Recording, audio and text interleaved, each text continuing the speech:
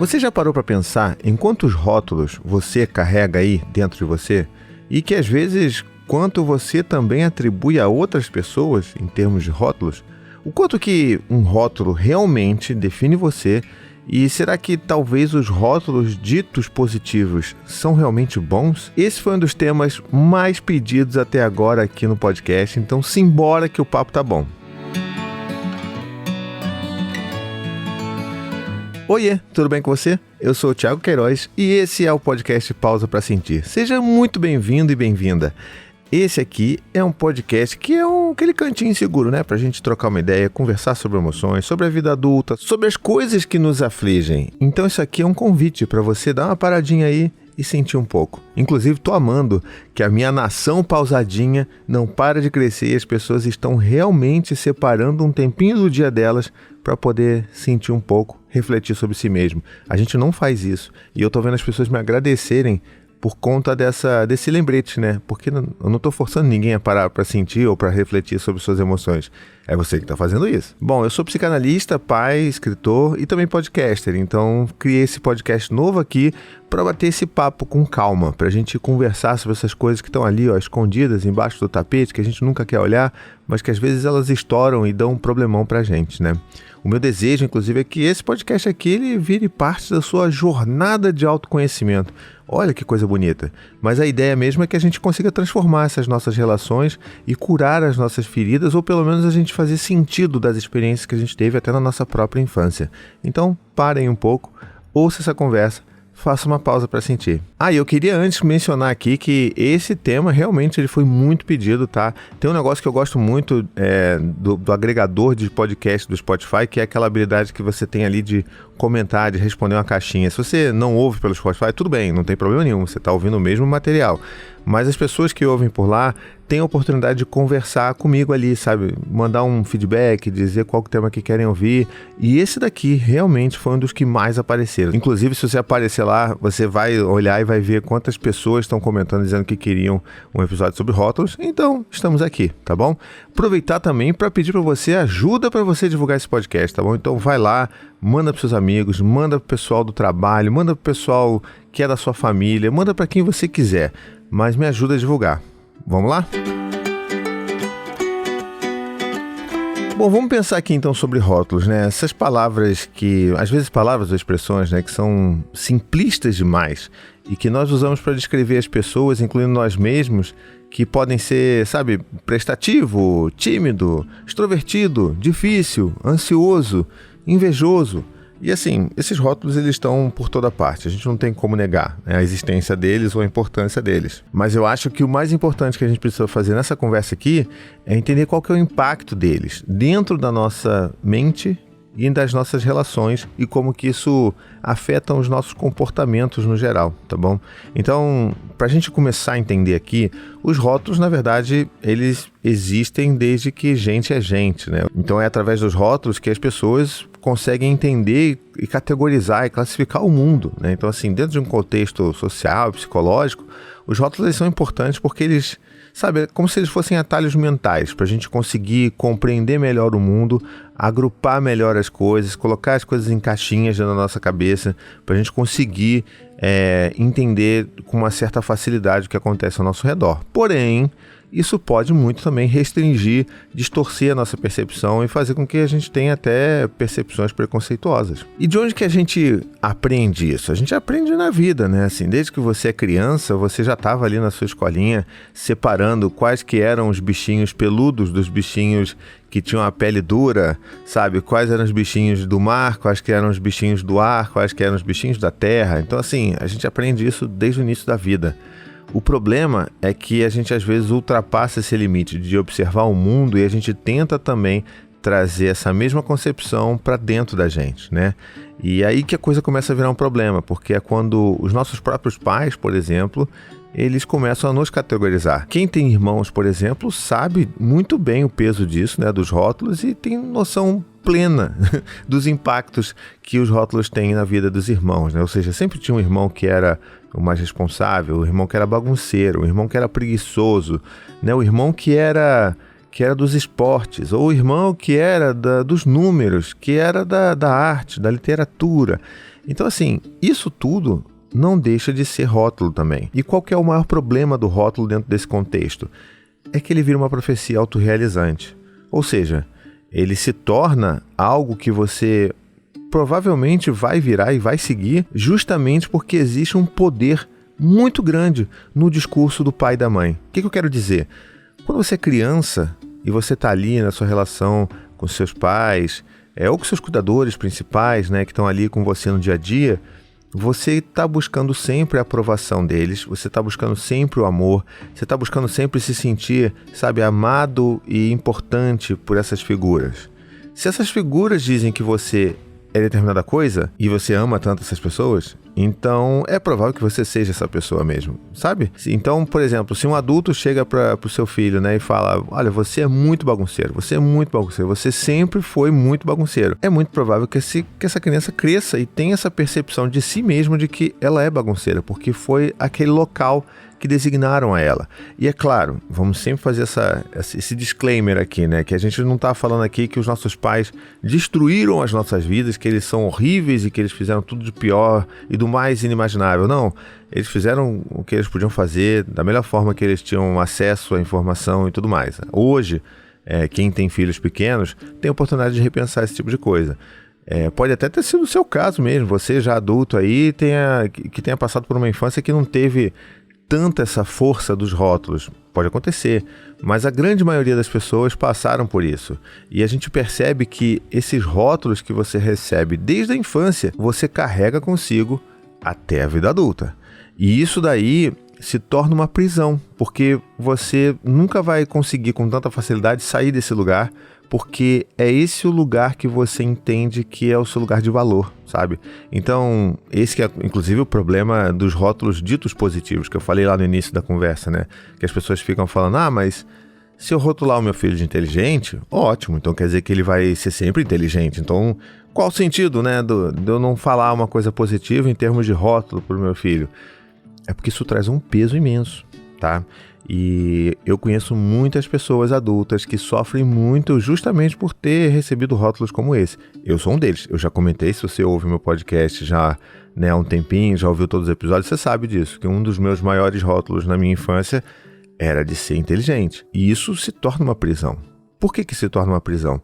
Porque aquela criança que percebe que todo mundo olha para ela com muito carinho, fala, ele é meu filho inteligente, olha como ele é inteligente, ele é o inteligente da família. A criança se sente amada, sabe? A criança, ela olha para isso e fala, caramba, eu sou importante nessa família. Então é sendo inteligente que eu tenho valor para essa família e que eu pertenço a essa família. Lembrando, pertencimento, né? O senso de pertencimento e o senso de importância são dois sensos que são fundamentais numa criança, todos nós na verdade, né? Mas principalmente na criança. Então assim, ela está sempre buscando formas de ter esse senso garantido. Então se você pega ali no exemplo, né? Bota a criança e ela é inteligente, ela vai ficar assim.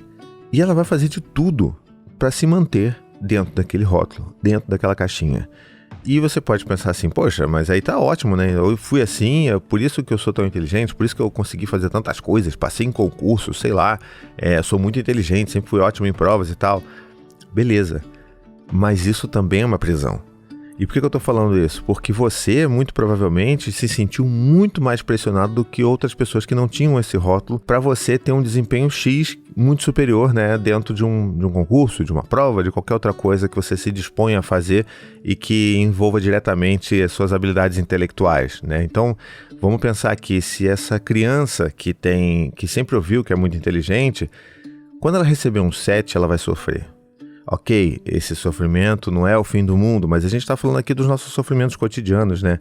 Essa criança se torna um adulto que quando tirar uma avaliação que não é tão boa assim no trabalho, ela vai sofrer também, porque ela vai automaticamente, e isso assim, não tem controle sobre isso direto, né? A não sei que você faça um esforço ativo, tenha apoio na terapia, mas assim, é inevitável que uma pessoa que tira uma nota baixa ou que não tem um desempenho que ela gostaria de ter por conta desse rótulo que ela carrega desde o início da vida, que ela não vá sentir que o valor dela enquanto pessoa diminuiu.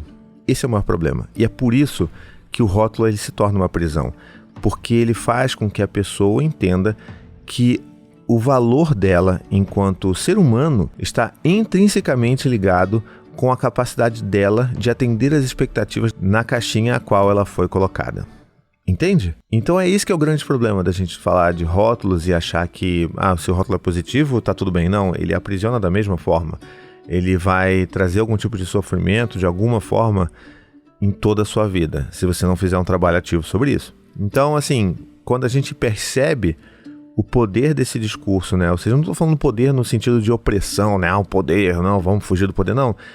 Existe um poder muito grande, obviamente, no discurso dos pais e das mães com relação aos seus filhos por causa disso, por causa dessa relação, desse vínculo que se constrói e do quanto que eles valorizam, né? As crianças valorizam, e a gente valorizava o que os nossos pais falavam da gente.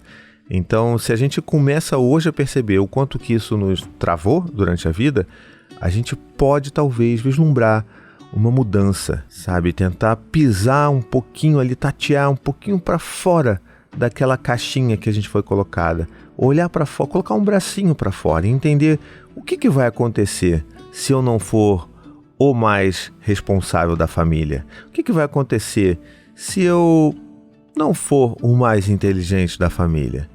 E aí você começa a perceber que o bonito dessa história toda é você entender qual que é a sua essência de verdade, para além dos rótulos. Porque você começa a se perguntar sobre isso, né? Eu, quando comecei a entender sobre o problema dos rótulos, né? Eu entrei numa noia assim de tipo, peraí, mas então quem que eu sou? Porque se tudo que eu sou foi o que disseram que eu era, quem que eu sou na verdade? E aí sim, isso é uma noia que não tem fim, né? Porque a gente vai precisar inclusive de apoio para poder passar por esse vale das dúvidas, porque afinal de contas, a gente é uma mistureba de tudo aquilo que disseram que a gente era, de tudo aquilo que a gente percebeu que a gente era, do contexto de onde a gente vive, da cultura na qual nós estamos inseridos. Então, na verdade, nós somos uma mistureba de tudo isso. Não apenas aquilo que os nossos pais disseram que nós éramos, mas isso tem um impacto muito grande. Então, se você começa a tentar tirar uma coisa, pode dar opa, peraí, mas eu não sou inteligente, o que eu sou? Qual que é o meu valor, então? E essa que é a busca bonita, da gente perceber qual que é o nosso valor real, qual que é a nossa importância real e por que né, significar isso dentro de um contexto em que a gente possa medir em termos de números, até fazendo um link com o episódio que a gente fez, né, de como reconhecer o seu valor próprio, a gente pode entender que isso acaba sendo libertador. Da mesma forma que estar dentro de um rótulo, dentro de uma caixinha é uma prisão, a gente pode fazer esse esforço para se libertar e a gente vai se sentir muito mais leve fazendo isso. E aí você pode dizer assim para mim, mas poxa, Thiago, você tá falando isso tem a ver, tudo bem, faz sentido para mim, mas isso não tem tanto impacto assim na minha vida hoje. Tem sim, tá? Porque se você, por exemplo, estiver percebendo, tenta pensar nas relações que você tem aí, nas suas amizades, no colega novo que chegou no seu trabalho, você rapidamente vai tentar mapear essa pessoa e vai tentar colocar um rótulo nela. Porque pra gente, enquanto pessoa, é mais fácil a gente colocar as pessoas nas caixinhas, para organizar essas pessoas nas nossas vidas. Mas isso também é uma compreensão muito limitada da complexidade da vida humana, né? E muito provavelmente você vai acabar caindo em mal entendidos ou em preconceitos, principalmente. Então, assim, eu acho que o grande barato dessa conversa toda aqui é esse convite que eu queria fazer para você aí, de tentar pensar para além dos rótulos, tentar pensar para além dos rótulos primeiro em você, para você entender de para onde você pode ir e também de como que isso vai para as outras pessoas. Ou então, ainda dentro desse exemplo, vamos pensar aqui, exemplo de trabalho, né? E aí tem ali um colega seu no trabalho que é considerado por todo mundo como, por exemplo, competitivo. Então, assim, ele tem aquele rótulo de competitivo por todo mundo. E por mais que esse rótulo possa ser positivo, ainda tenho minhas dúvidas sobre quem pode achar isso positivo, mas sei lá, às vezes os chefes podem achar, os gerentes podem achar esse rótulo como positivo. Mas isso daí tem um impacto direto na relação desse carinha com as outras pessoas da equipe, porque isso vai começar a isolar, por exemplo, esse cara, porque se ele é competitivo, as outras pessoas vão, sei lá, começar a ter dúvidas se deveriam compartilhar ideias com eles, né? Sei lá, porque às vezes, como ele é tão competitivo, ele pode querer pegar a sua ideia e dar para outra pessoa. Isso aconteceu muito comigo, se eu via que eu sempre fui muito tranquilo com relação a isso, porque não é realmente a minha vibe ser competitivo, mas se tinha alguém que era muito assim, gostava muito de aparecer nos trabalhos que eu fazia, eu normalmente não falava muito com essa pessoa, e tá tudo bem você não querer falar, não tô dizendo aqui que você deve falar com todo mundo, somos todos monges e vamos entender, não. Mas, às vezes, uma leitura dessas faz com que essa pessoa, inclusive, seja isolada por conta desse rótulo como um todo, porque, sei lá, né, a gente reduziu a essência dessa pessoa a ser competitiva, né? E pode não ser. Ela pode ser muito mais outras coisas, né? Normalmente ela é muito mais do que isso. Então, esse é um exemplo de como que a gente às vezes limita as nossas relações, até no trabalho, por conta de rótulos. Se a gente está falando, por exemplo, com relações familiares, né? Como eu trouxe algumas vezes aqui no início da nossa conversa, pensa que você aí é uma filha que sempre foi vista como a responsável. Eu cheguei até a mencionar isso um pouquinho lá no início da nossa conversa, né? Imagina que esse rótulo essa menina tem ali desde o início da infância, né? Você tá ali, você é essa filha que é a responsável. E faço um parênteses aqui de que isso às vezes está muito ligado com a ordem de nascimento, né? Tipo aquela coisa do...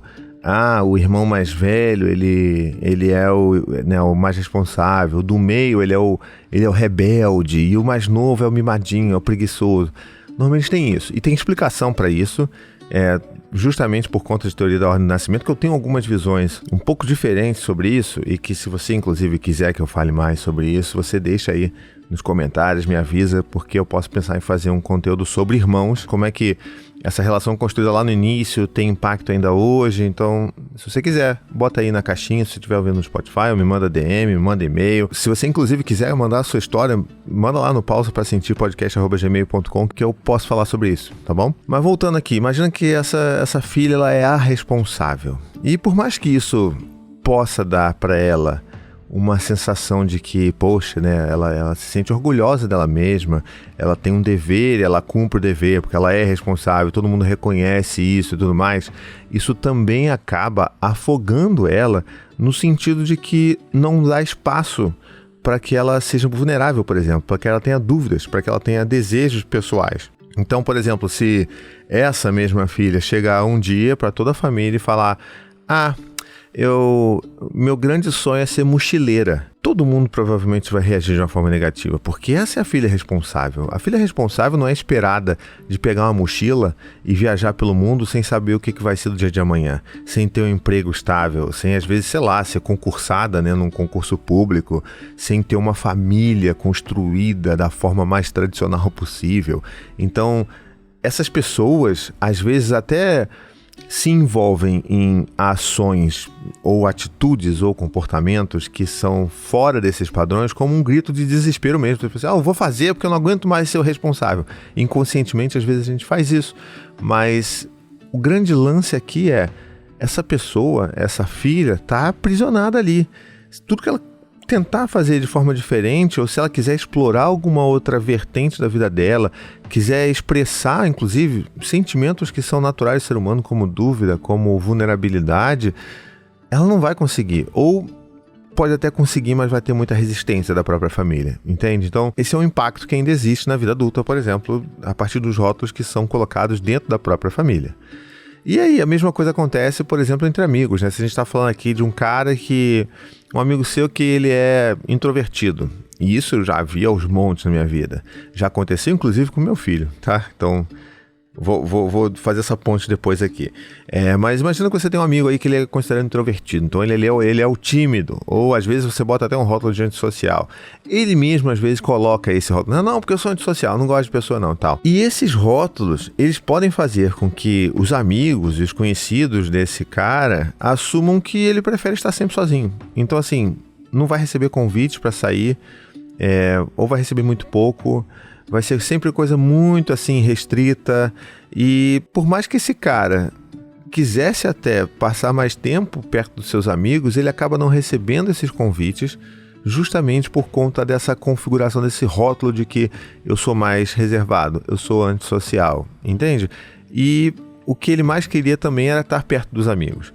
Isso eu estou falando até de um caso hipotético, mas eu posso fazer uma ponte para o meu filho mais velho, que ele passou por isso na própria escola dele. Ele com 10 anos, 9, 10 anos, ele passou por uma situação em que os amigos da turma dele não estavam dando muita bola para ele e estavam meio que fazendo alguns movimentos de exclusão com o meu filho. E eu sei, isso aqui não é para falar sobre filhos, tá? Mas eu só tô fazendo esse parênteses rápido aqui, porque é importante você entender onde eu quero chegar. O que acontece é que quando a gente descobre isso, e eu fico pé da vida, eu fico revoltado, quero reclamar com os pais da turma, quero reclamar com a direção da escola, quero fazer o escambau, quero fazer o escarcéu, mas depois que a gente entende o que estava acontecendo, qual que era a dinâmica que estava rolando ali, era justamente essa. Por mais que o Dante nunca tivesse recebido da gente um rótulo de ser tímido, de ser na dele, as pessoas na escola, na sala, a professora, tinham colocado esse rótulo nele, de que ele era quietinho, que ele era muito na dele, e que ele era mais reservado, e que por isso, quando começou a rolar esse movimento ali de exclusão por parte dos amigos, de ninguém querer brincar com ele, ninguém querer sentar perto, as professoras viam isso e achavam que era porque o Dante ele era quietinho, ele queria ficar sozinho, quando que na verdade o que o Dante mais quer na vida dele é ficar perto dos amigos. E ninguém nunca falou que ele era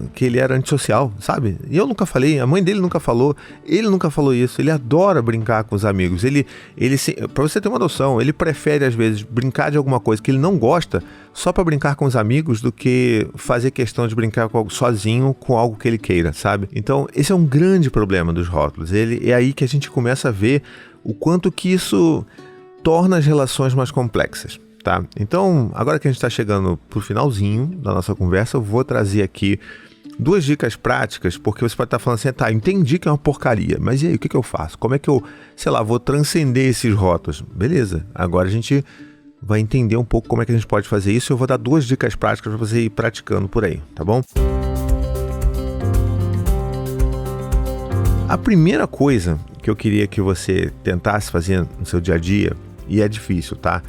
É você tentar separar o que é sentimento do que é rótulo, tá? Principalmente com relação a você mesmo, né? Então, se você está sentindo, por exemplo, inveja de alguém, isso não faz de você uma pessoa invejosa. Pode parecer bobo, mas na vida real ali, você tentar separar essas 2 coisas é muito difícil. Inclusive é uma das tarefas mais difíceis dentro da comunicação não violenta, né, de Marshall Rosenberg, que eu falo pra caramba lá nos meus projetos falando sobre parentalidade, mas se você também quiser que eu fale sobre isso, que eu faça, sei lá, um episódio especial explicando o que é a comunicação não violenta para a vida adulta, eu faço aqui com a maior alegria, porque eu amo esse tema, tá? Então, também deixo aí para você mandar e-mail, mandar sinal de fumaça, me dizer o que você quer, porque o meu objetivo é isso, é tentar fazer essa conversa com você aí e tentar oferecer os temas que você mais está afim de ouvir, tá?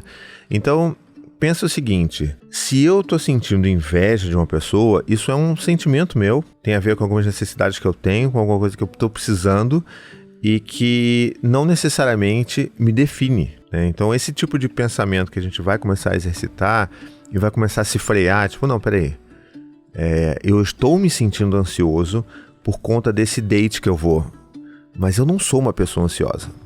Isso não faz com que eu seja uma pessoa ansiosa. E, de novo, pode parecer bobo, mas isso tem um impacto tremendo quando a gente começa a falar isso para nós mesmos, tá? Assim, a gente chega e fala, olha, tá, eu estou me sentindo ansioso, mas eu não sou ansioso. E você vai começar a falar sobre isso com as pessoas que estão ao seu redor. Então, ao invés de falar, não, porque eu sou ansioso e eu não consigo lidar com a expectativa de um date. Não. E aí você pode falar diferente, você pode falar, olha, é porque esse date é tão importante para mim que eu tô sentindo bastante ansiedade, mas eu sei que daqui a pouco isso vai passar. E tá tudo bem. Ninguém é ansioso, tá? Você só está sentindo ansiedade. Ninguém é invejoso, você só está sentindo inveja. Ah, mas eu sinto inveja pelo menos 2 vezes por semana. Beleza, você está sentindo muita inveja. Você não é uma pessoa invejosa. Porque se você se coloca nesse rótulo de novo, aí a gente volta para toda a conversa que a gente teve até agora. Então acho que o primeiro passo é esse, tenta separar as 2 coisas, o que você está sentindo do que você realmente é.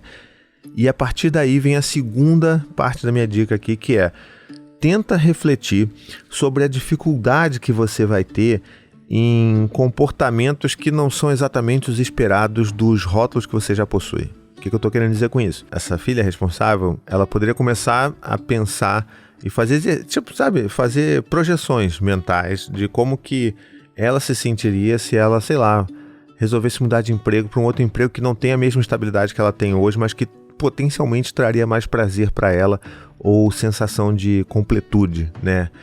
Será que ela vai se sentir bem? Não, ela vai se sentir talvez alguma pontada de ansiedade ou uma mega de uma carga de ansiedade, não sei. Mas esse é um exercício que eu acho que é válido pra gente entender e sentir ali, sabe, na hora, o quanto que esses rótulos nos aprisionam. É a mesma coisa da pessoa que... Se você é a pessoa que sempre foi inteligente, você tá, sei lá, tá fazendo faculdade, tá fazendo um segundo curso, tá fazendo um curso qualquer, sei lá, e vai chegar uma prova, você vai se dedicar para essa prova. E aí você começa a pensar, e se eu tirar 7 nessa prova e não 9,5? O que vai acontecer? E tenta refletir sobre isso. Tenta entender quais são os impactos de verdade. O que vai acontecer na sua vida? Eu posso dizer que quando eu era jovem, adolescente na faculdade, um jovem adulto na faculdade, a percepção de que eu tiraria um 7, um 6 era aterradora. Eu me sentia assim, sabe, calafrio, porque tinha que ser a nota máxima que eu poderia oferecer. E hoje, enquanto adulto, eu olho para tudo aquilo, todos os desesperos que eu passei na escola, na faculdade, tentando me manter dentro desse rótulo, e vejo, cara, aquelas notas ali não significaram nada na minha vida. Não mudaram absolutamente nada no que eu sou hoje, não me deram nada, sabe? São números que eu nem lembro quais são hoje em dia. Agora, é claro que eu vou lembrar da época que eu fiquei em prova final, porque isso aí a gente vai sempre lembrar. Mas eu acho que o exercício principal é esse, a gente tentar pelo menos... Eu não tô falando pra ninguém aqui dar a louca e fazer tudo fora dos rótulos, não. Mas pelo menos faça esse exercício mental de tentar projetar. Tá, se eu fizesse isso, e olha pra dentro, e sente o que vai, como é que seu coração vai bater com relação a isso.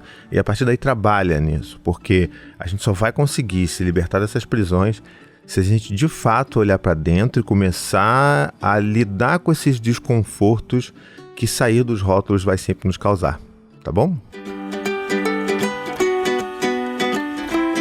Bom, estamos ficando por aqui. Eu espero que você tenha gostado, porque assim, eu criei uma expectativa danada com relação a esse episódio de rótulos, então me diga se você gostou, se ele fez sentido pra você, me marca nas DMs da vida, né, nos stories no Instagram, me manda respostinha dentro do Spotify, se você ouve no Spotify, me manda e-mail lá no pausaprasentirpodcast@gmail.com, me diz, esse episódio especificamente, como tanta gente pediu, eu gostaria muito de ouvir um feedback seu aí, de como que ele bateu para você, tá? Se você tem meu contato pessoal, inclusive, se você é apoiador de algum dos outros projetos, de algum grupo de WhatsApp, você me manda também no WhatsApp, enfim, me dá um jeito de me falar o que você achou desse episódio, eu vou ficar muito feliz de saber que ele fez sentido e contribuiu de alguma forma para você refletir sobre coisas que você não tinha refletido antes, tá bom?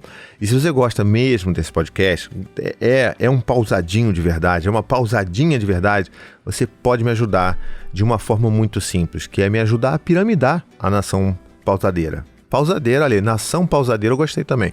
Mas enfim, você pode me ajudar mandando esse episódio para alguma outra pessoa que você tenha um carinho, que você gostaria de compartilhar essa reflexão. Seja seu namorado, sua namorada, seu esposo, sua esposa, seus pais, sabe? Teve uma pessoa, inclusive, olha só que legal, fazendo um adendo final aqui, que o meu último episódio de autocuidado, de saúde, cuidar do corpo e tal, que ele é um cara adulto, e ele mandou pro próprio pai dele, porque ele viu muitas coisas que talvez pudessem ajudar o pai dele, que é de outra geração.